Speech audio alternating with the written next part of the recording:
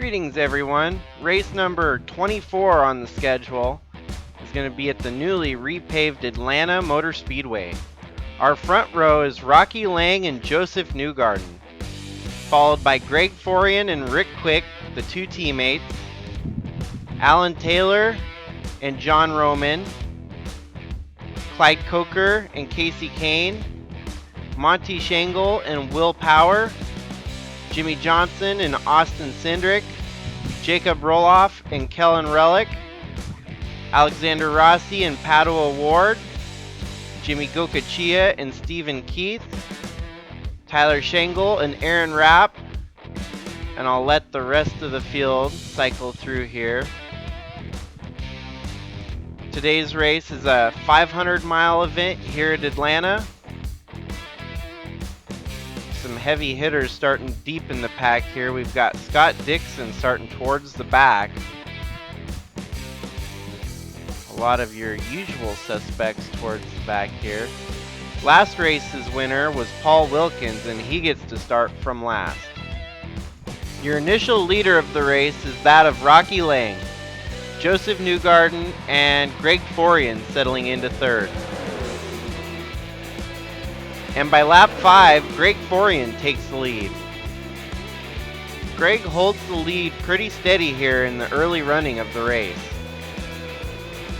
He holds the lead up until green flag pit stops, where he cycles out in third, Will Power being your new leader. At one point we have Joseph Newgarden in the lead, and Greg's worked his way back up into second. But by lap 110 out of 325 laps, Greg Forian back to P1. We get our first caution on lap 115 when Austin Cindric wrecks Roger Lutz. This also collects the pole setter of Rocky Lang.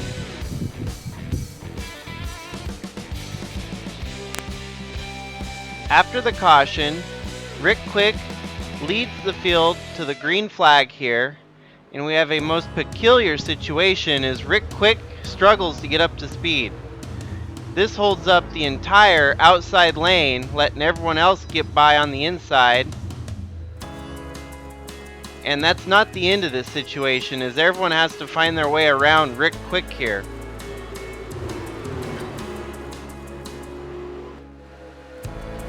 This restart was doomed from the very start, as Tyler, racing for second place, gets wrecked, taking out a lot of heavy contenders. Will Power was also involved, as well as Larry Lusk. As you can see there, Will Power took a pretty... And as we can also see, there was some weird goings on with the game's mechanics there too, so...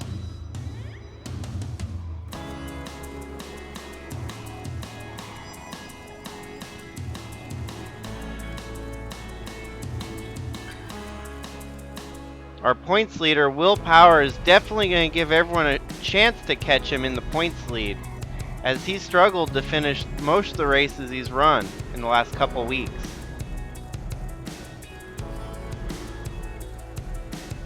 On the following restart is Casey Kane leading over Ian Hawkins and Dalton Scott.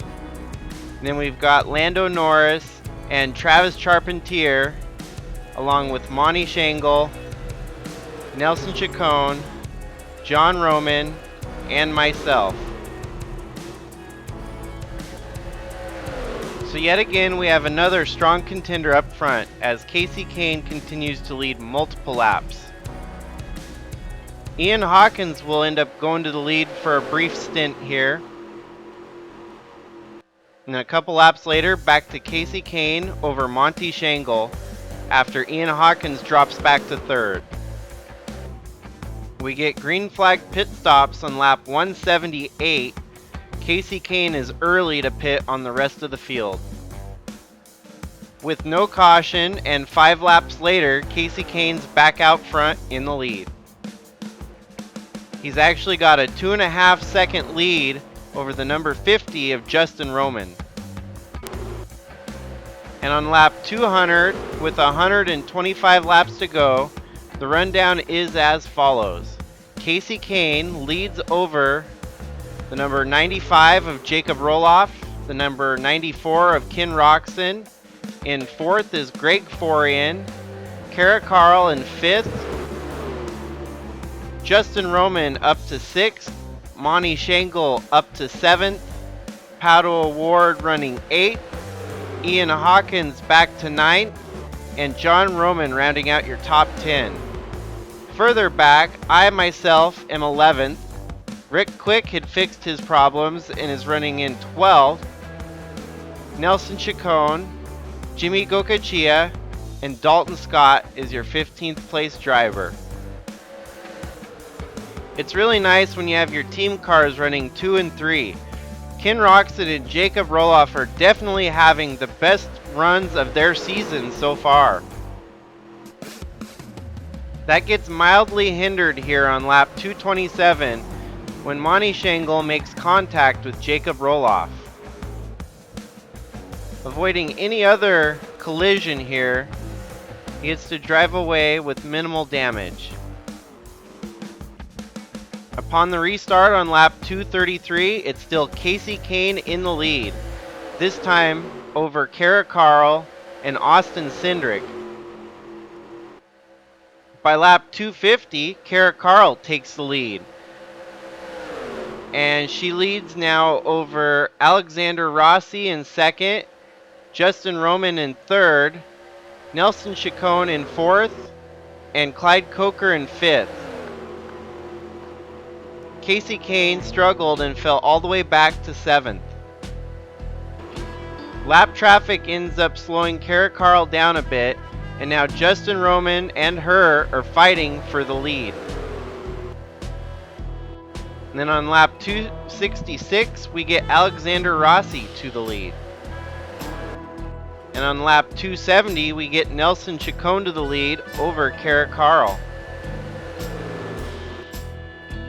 But by lap 280, we get Kara Carl back out in the lead again.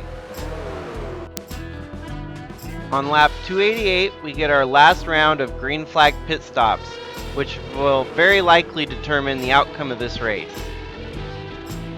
Kara Carl's gonna hope that no caution comes out, which is definitely not the case when Monty Shangle connects with Scott Dixon in what ends in a pretty gnarly wreck for Scott Dixon here, as he tumbles multiple times onto the infield.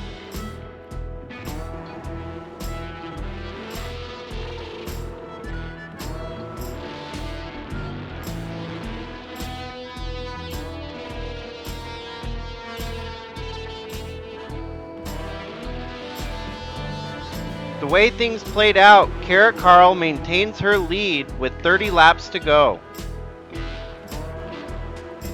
And with 25 laps to go, we see our next contender for the win here, as Ian Hawkins passes her on the outside to take the lead. Alexander Rossi follows behind, pushing Kara Carl back to third. So now we've got a solid 3-car fight for the win here. Ian Hawkins leads over Kara Carl and Alexander Rossi. As laps clip away pretty quickly, Ian Hawkins maintains his lead over the other 2 cars. Now Nelson Chacon has worked his way up to third, pushing Alexander Rossi back to fourth. With 10 laps to go, Kara Carl would take the lead back from Ian Hawkins on the outside. Seems to be a good spot to pass at this Atlanta track. They have a good passing lane on the outside groove.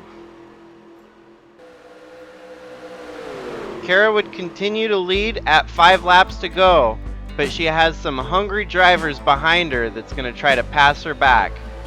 Ian Hawkins hangs it out on the high side here and will go on to lead with 4 laps to go this time by. Kara's still holding strong there, now under attack by Alexander Rossi. And Rossi successfully gets second from her while riding the wall, it looks like. This might slow him down. Even so, now Nelson Chacon's going to try to pass him on the inside.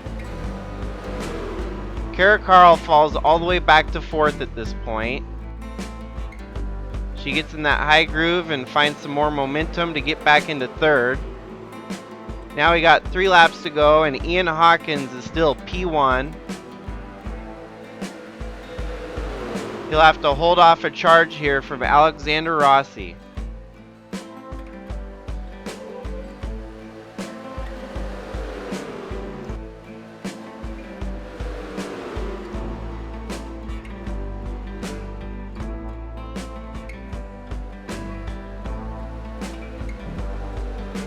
As we got 2 laps to go now, my lap traffic of myself is slightly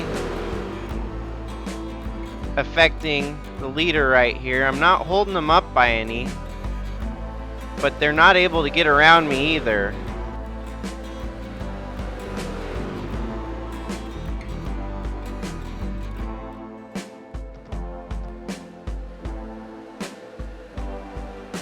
We got 1 lap and the white flag to go. Ian Hawkins gets away to a pretty sizable lead here.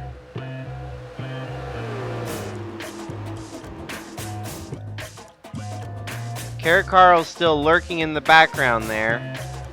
Nelson Chacon running in 4th. And then even Justin Roman further back there in 5th. Kara Carl's got the momentum here on the outside. These 2 racing for 2nd are going to slow them down, giving Ian more chance to get away. As the white flag drops, it's looking like it's going to be either Ian or Kara Carl.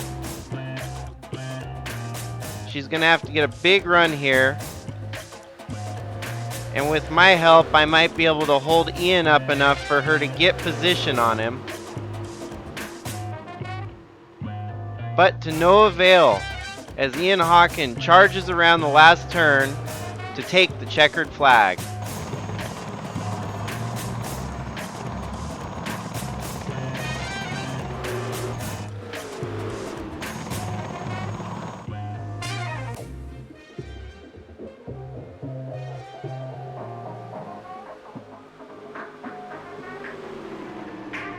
With Ian Hawkins taking home the win, it's Kara Carl in 2nd, Nelson Chacon in 3rd, Justin Roman in 4th, Alexander Rossi fell back to 5th, Jacob Roloff with a solid 6th, Clyde Coker with a 7th, John Roman with an 8th, the 48 of Rick Quick come home in 9th, Casey Kane coming home in 10th, we had Jimmy Gokachia with an 11th. I myself ended up finishing 12th. Jordan Roman, 13th. Austin Cindric, 14th. And Travis Charpentier rounding out your top 15.